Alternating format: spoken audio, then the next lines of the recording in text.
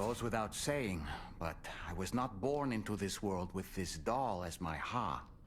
Would you like to hear how I came to be in this condition? My darling wife was working as a nurse in an isolation ward. A luckless place which one day found itself in the path of a tar tsunami, a freak occurrence triggered by an ill-timed gatequake. Not a single person survived. No patients, no doctors, no wife. We just have to be careful. Hold on.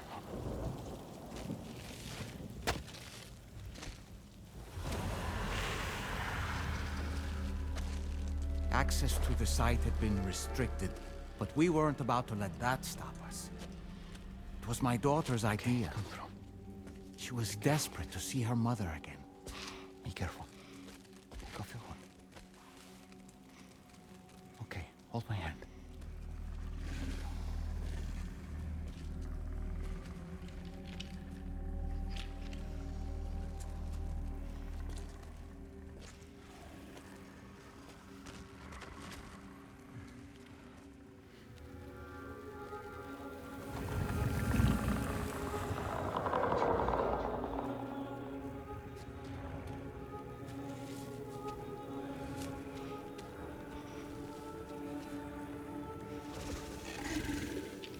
Mommy?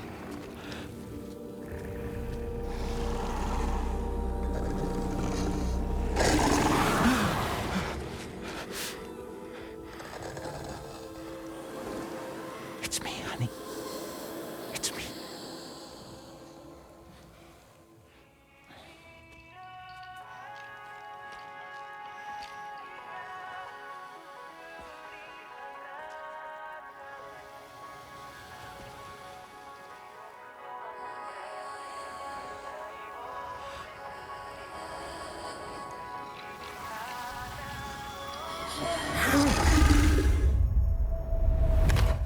In the end, it wasn't even her daughter that she remembered.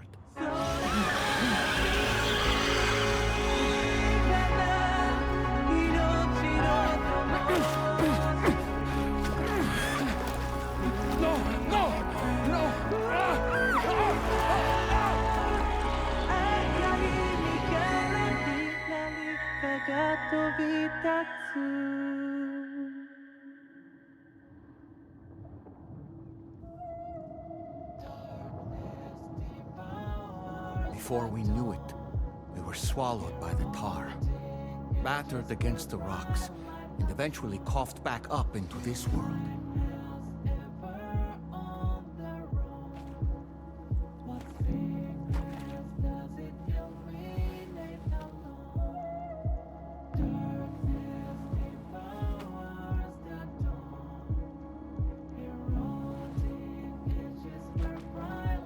Wait! Don't go!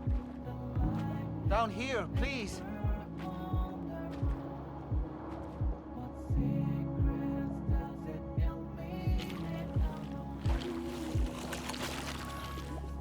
Hello, little one. You cold? Let me guess. The car of that poor girl over there? Oh, my daughter's car is long gone. I'm afraid it's just me now. She died, but for whatever reason, her soul was unable to move on, because it ended up here, in her doll, stuck somehow. My baby girl would have been left here all on her own, so I liberated her, forced her car out with one solid push, and she was free at last. Free to leave this world and go to where the dead belong. Just as I would have done, had I not gotten stuck myself.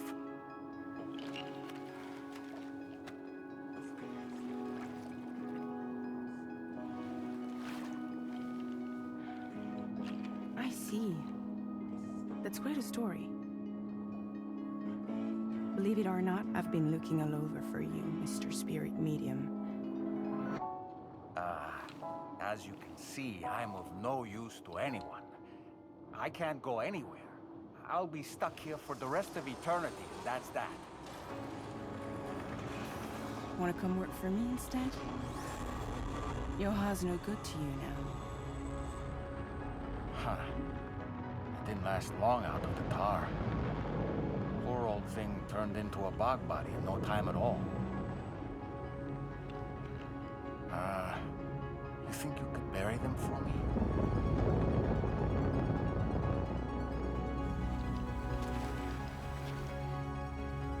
They call me fragile.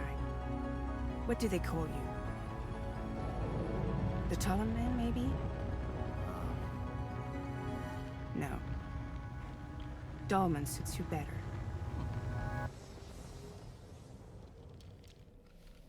If Fragile hadn't come looking for me, I'd almost certainly still be lying in that dreadful tar bog. But your soul's trapped in that doll forever? Perhaps. But if I could break free from this thing, maybe then I can be reunited with my daughter. When that happy day might come, I cannot say.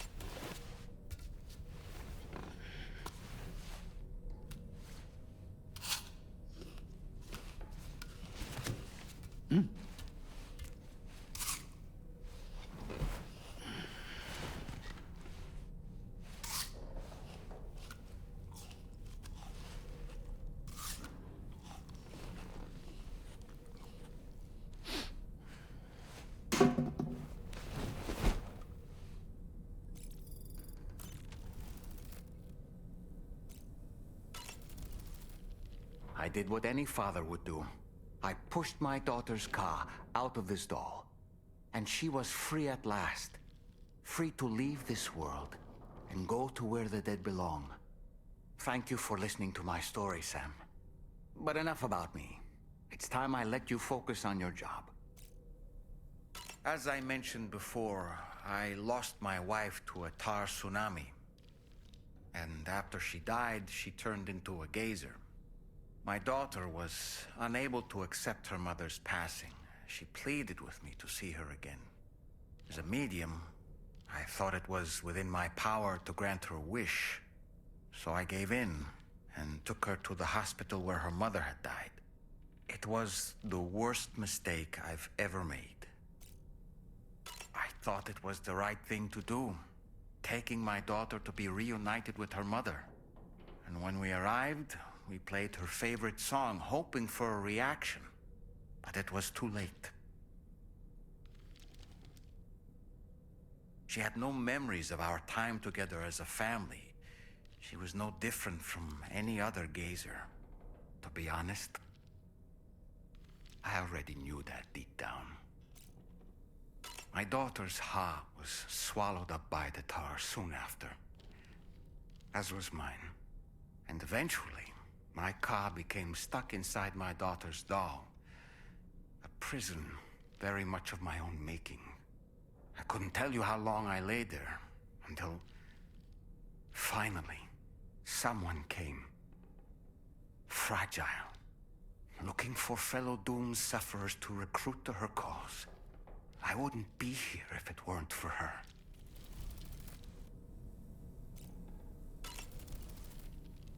I dare say tomorrow may have mastered her unique abilities.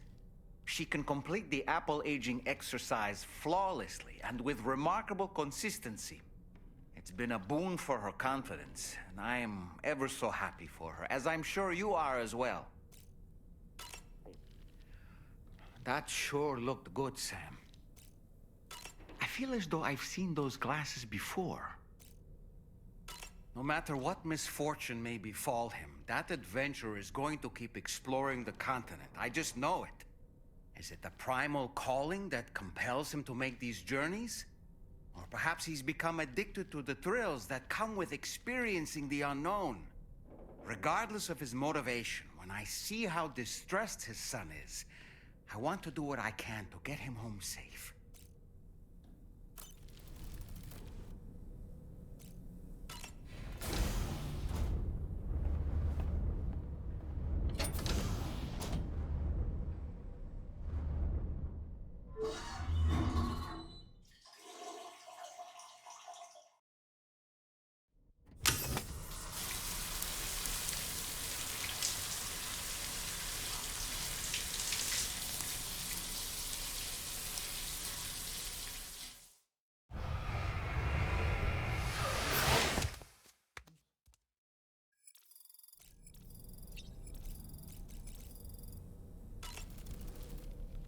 Nothing like a warm shower after a hard day's labor. Am I right, Sam?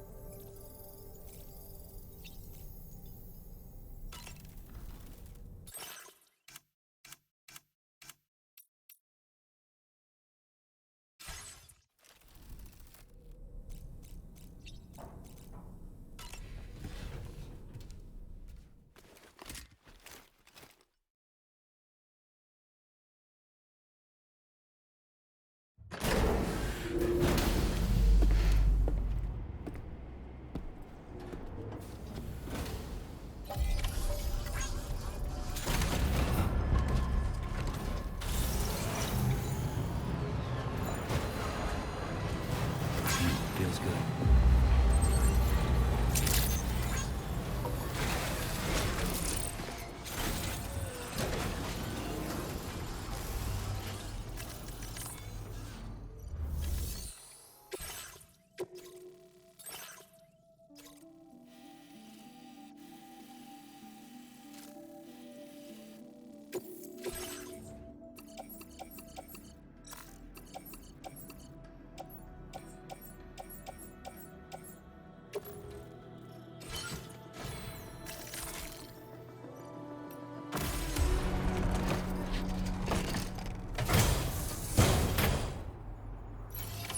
Order accepted.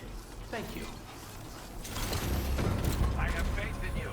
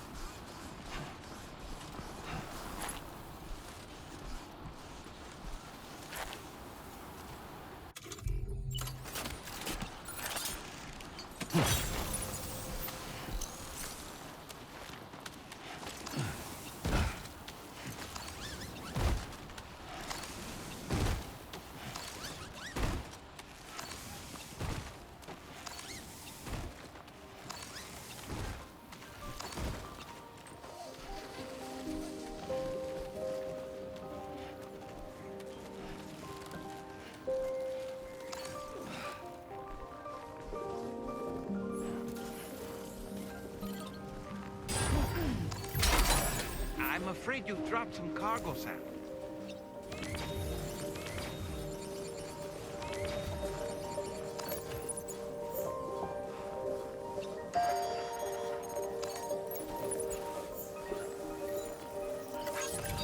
I decide to live along the road, my little forest home.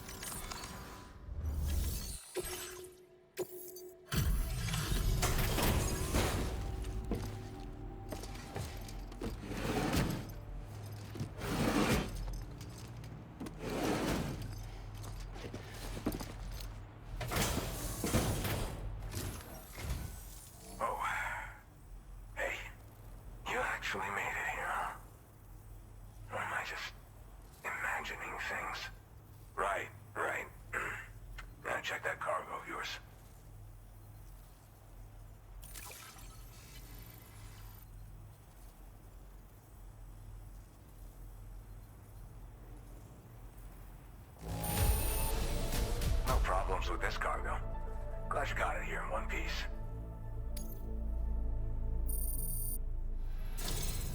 Truth be told, been waiting a long time for this moment.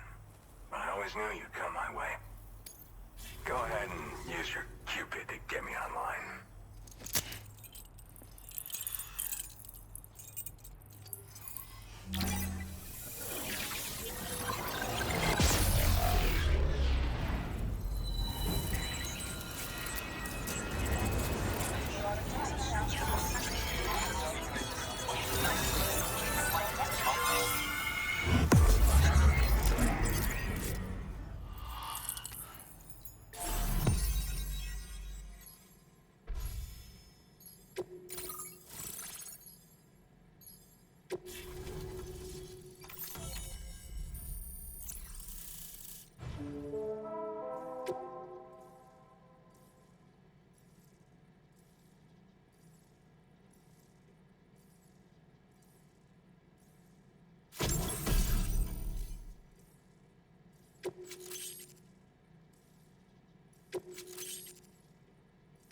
Now displaying your current porter grade.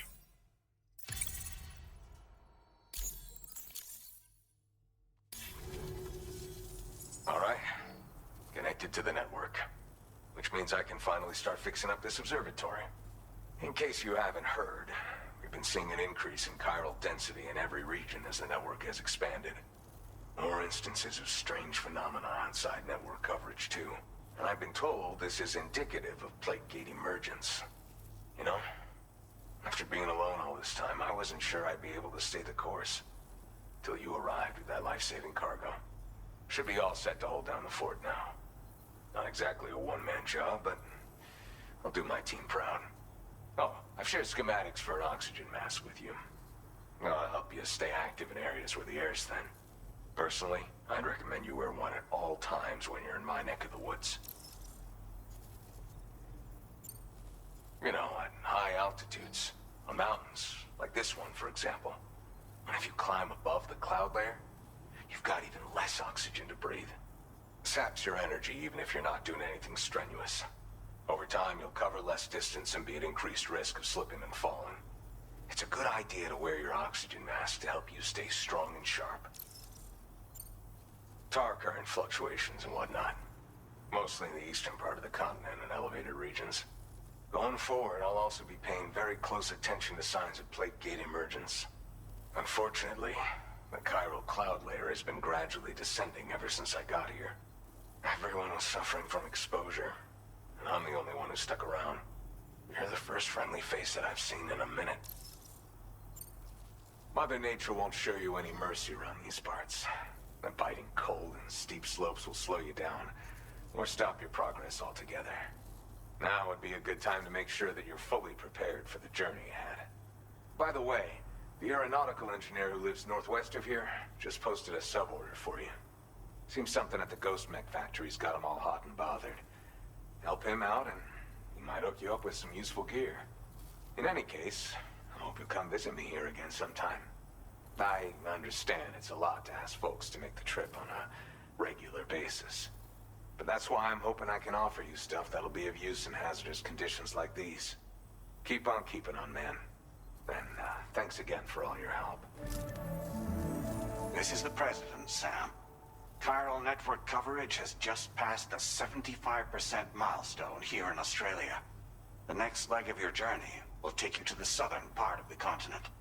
Once the remaining regions have been integrated into the network, the manifestation of a new plate gate is all but guaranteed.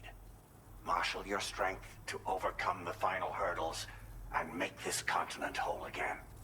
We're all counting on you. Sam, Rainey's not doing so great. It might be more of a mental than a physical issue, but I'm honestly not sure. Do you remember the doctor from the Motherhood? We think she should be able to help ease Rainey's anxieties. It was Tommen's idea. We already reached out, and she said we could come visit anytime. Since the Motherhood's within the Chiron network, we can use the Magellan to travel there. Once you've made it back to the ship, just head to your private room and settle in. You can use the trip to catch up on sleep. But if there's anything you need to take care of before we depart, now would be the time to do so. Sam, I'm contacting you via a different protocol. This private mode affords me a direct connection to you alone. It seems Drawbridge has reason to suspect that APAC may have been involved in the production of ghost mechs. This possibility concerned me as well, so I conducted my own investigation and reaffirmed that APAC's underlying technologies are iterations of an older Bridges framework. What I'm getting at, Sam, is that the guilty party is not APAC, but Bridges.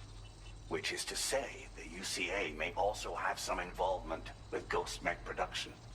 This would perhaps explain why firearms and other weapons have become commonplace on the Australian continent. The UCA's precursor, the United States of America, had a prominent gun culture. Though Americans first took up arms to liberate themselves from British colonial rule, they retained the right to bear arms so that they might defend themselves against future government tyranny. APAC has no such designs, of course, but Higgs has used factories to obtain weapons in an attempt to subjugate the continent through violent action. And so, the people of Australia have, in response, been forced to take up arms in self-defense. A distinctly American philosophy, and one which would appear to have spread to this continent. The more we seek to unite the people with metaphorical ropes, the more essential sticks seem to become. This particular situation is one that I feared might come to pass, which is precisely why I determined that it must not be the UCA, but a civilian organization which takes the lead in expanding chiral infrastructure. But if the UCA is indeed somehow implicated in these events, it may dramatically alter the calculus. I realize it must be vexing not knowing what to believe, Sam. Should I learn more, I'll contact you at once. For my part, I have a favor to ask. I must insist you not disclose that we've been in direct contact. There's no telling who may be involved with what at this stage. Order completed. Well done.